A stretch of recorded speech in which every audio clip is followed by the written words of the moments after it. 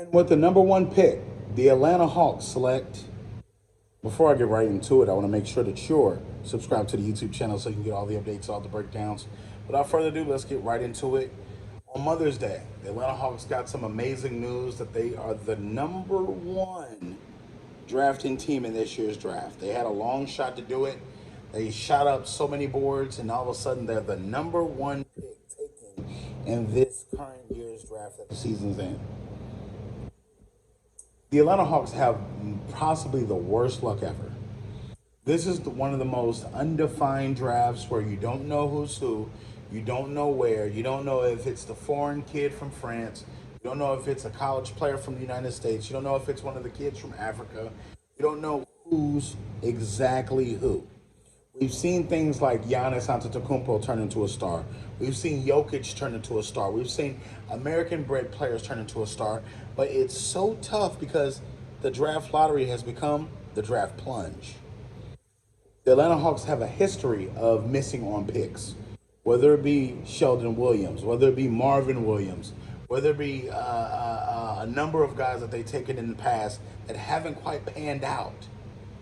But you got to think, there is hope in Atlanta because it's the number one overall pick.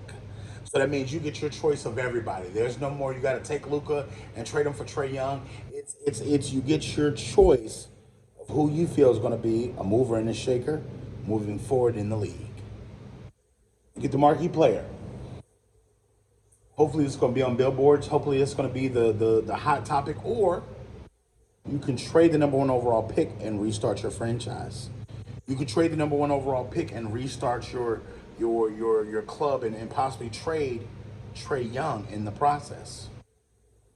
See, the Atlanta Hawks are in between a rock and a hard place because having DeJounte Murray and having Trae Young, one's a guy that plays better defense than offense, one guy plays better offense and defense, and at the end of the day, your day has to end. So we're going to be a team that shoots well, a team that defends well. You take your pick. Having to hide your superstar on defense doesn't bode well when he's 5'10". So from my standpoint, they need every possible resource they can to improve this team. Whether it be draft picks, whether it be regular players as well to go along with that, or a superstar to go along with that. Whether it be swaps of multiple picks. Whether it be you moving down to take another guy, then move down, take another guy, because you're just moving out the way so you can start accumulating talent like a OKC did. But I'm telling you this one thing. The Atlanta Hawks are on the clock. And I do mean there. There's a number of misfires that are waiting. There are a number of potential guys that talk the talk, that walk the walk. The ones that say, oh, I'm going to do this and I'm going to do that, but they never get the opportunity to. It's about your system. It's about your fit. It's about how you treat players. It's about how you deal with players on a day-to-day option, whether it be the head coach, general manager, or owner. So with that being said, the Atlanta Hawks are on the clock with the number one overall pick. Who do you think they'll take? Get in the comment section below. Definitely check out Sports Choice Plus, and I'll see you in the very next video.